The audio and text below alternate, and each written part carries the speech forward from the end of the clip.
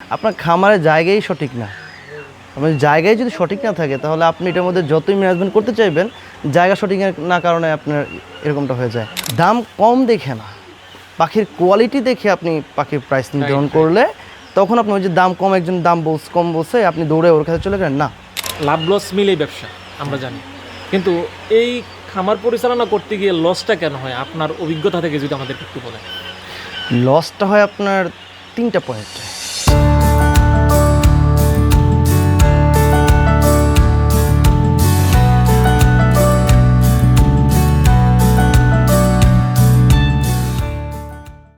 আপনার এখানে যে মাংসের জন্য যেটা, সেটাও কি আপনার 42 দিন মানে হলে তখন কি মাংসের জন্য সেটা উপযুক্ত হয় না আরো কিছুদিন পর? আরও কিছুদিন আগে, হ্যাঁ, মাংসেরটা আপনার 30 দিনে 32 দিনে আপনার উপযুক্ত হয়ে যায়, খাওয়ার উপযুক্ত হয়ে যায়। তারপরে এটা আপনাকে জবাই করে ড্রেসিং করে আমরা এটা প্যাকেজিংটা করি। আচ্ছা, আর তাহলে ডিমের জন্য হলো আপনার 42 দিন।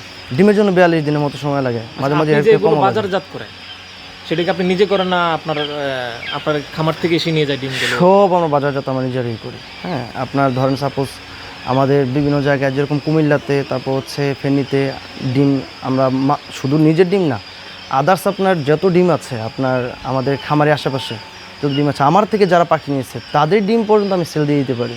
আচ্ছা, আপনার এই কোয়েল পাখিগুলোকে আপনি খাবারটা কতবার দেন একদিনের মধ্যে? 3বার দিতে হয়। 3বার, সকালে, দুপুরে আর রাত্রে। আর পানির ব্যবস্থাটা? পানির বস্ত্র 3বারই দিতে হয় খাবারের সাথে সাথে। এই যে খাবারের পাত্রগুলো, এগুলো কি ওই যে পানির যে এটা কি চেঞ্জ করেন না এটা সকালে একবার দিন? এটা ওয়াশ করতে হয়। আপনার ধরেন সাপোজ কতবার ওয়াশ করেন আপনি? 3বার পানি দেবো, 3বার ওয়াশ করে দেবো। আচ্ছা, এর সাথে কি কোনো ধরনের মেডিসিন ব্যবহার করতে হয়? হ্যাঁ, মেডিসিন ব্যবহার করলে ভালো। যেরকম এটাতে ক্যালসিয়ামের প্রয়োজন পড়ে, ক্যালসিয়ামটা দিলে ভালো।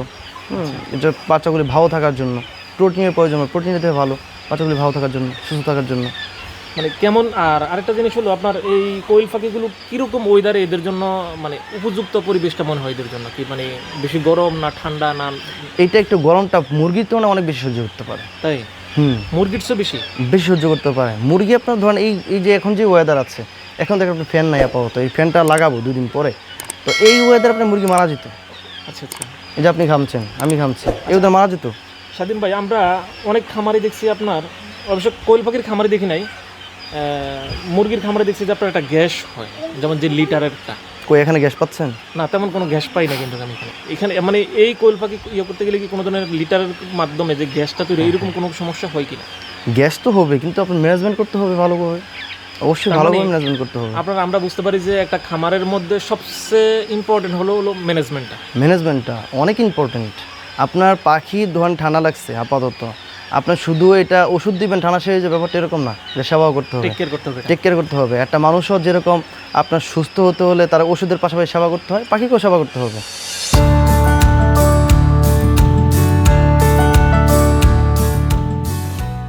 আমরা এই ইয়ের মধ্যে অনেকগুলো বাচ্চা দেখতেছি, একটু বড় একটু ছোট, এর কারণটা কি?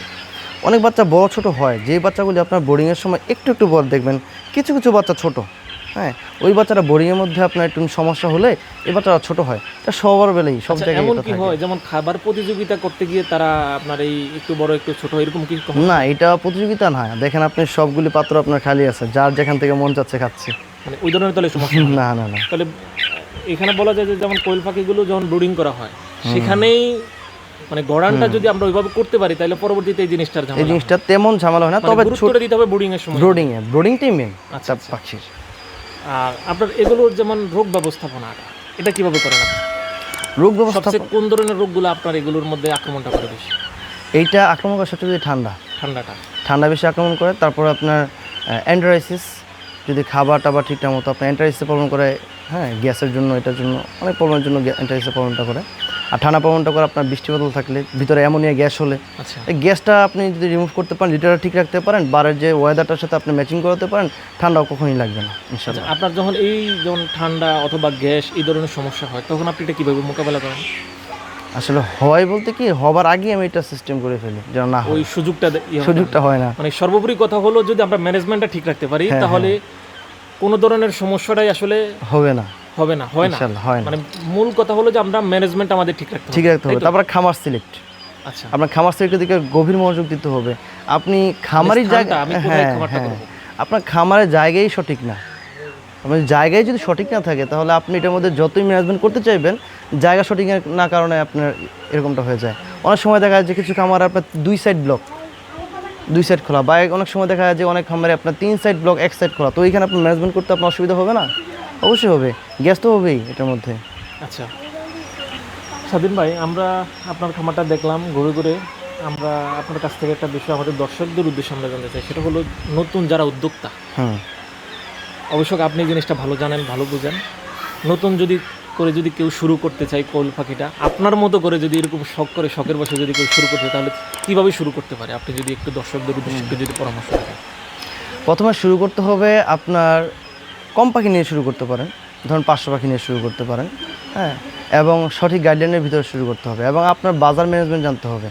আপনার এলাকায় ডিম চলে কিনা, আপনি চালাতে পারবেন কিনা, ওইটা জানতে হবে আগে।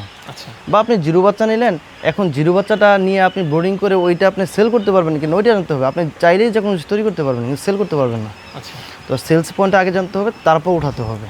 এইখানে কোনটা পুরুষ পাখি কোনটা মহিলা পাখিটা কি চেনার ইয়ে আছে এখানে? কিছু কিছু চেনা যায়, কিন্তু এখন পুরোপুরি চেনা সম্ভব না, কারণ পাখিগুলির ম্যাচুরিটি আসে না। আচ্ছা, লক্ষণটা কি হতে পারে এর মধ্যে, কি দেখে চেনা যায়? মানে এটা আপনার একটা বাদামি কালার আসবে বুকের মধ্যে, হ্যাঁ, তখন আপনার এটা পুরুষ হয়, এটা বাদামি কালার আসলে। আর যেটা আপনার বাদামি কালার না আসে, যেটা আপনার হোয়াইট কালার থাকবে, ওইটা আপনার মহিলা হয়। আচ্ছা, আমরা কিছু পাখি দেখতেছি কিন্তু একটু ডিফারেন্ট, একটু সাদা টাইপের মধ্যে আছে। হ্যাঁ, সাদা টাইপ আছে, এটা আপনার এটা প্যারেন্টসের জন্য সাদাটা হয় আর কি। ওটা নির্ণয় করার কোনো এটা নির্ণয় করা যায় ডিম পাড়ার আগ মুহূর্তে, হ্যাঁ, নির্ণয় করা যায়, যারা বুঝে তারা নির্ণয় করতে পারে। তো এভাবে নির্ণয় করা যায় না, সম্ভব হয় না।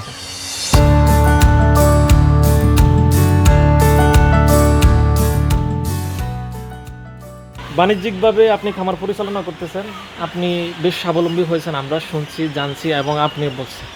আমাদের মধ্যে অনেক উদ্যোক্তা আছে যারা দেখা যায় 2-4 মাস 6 মাস আপনার খামার করে দেখা যায় কিছুদিন পর বন্ধ করে দেয়। লাভ লস মিলেই ব্যবসা, আমরা জানি। কিন্তু এই খামার পরিচালনা করতে গিয়ে লসটা কেন হয়? আপনার অভিজ্ঞতা থেকে যদি আমাদের একটু বলেন। লসটা হয় আপনার 3টা পয়েন্ট। আপনি ক্রয় থেকে লস করতে পারেন, আপনি পরিচর্যা থেকে লস করতে পারেন, আপনি বিক্রয় থেকে লস করতে পারবেন। হ্যাঁ, 3টা পয়েন্ট থেকে। এখন আপনি একটা ভালো একটা খামারি থেকে পাখি ক্রয় করলেন না, সেই ক্ষেত্রে আপনার খামারি আপনাকে যেটা বললো সেটা দিও না। আচ্ছা।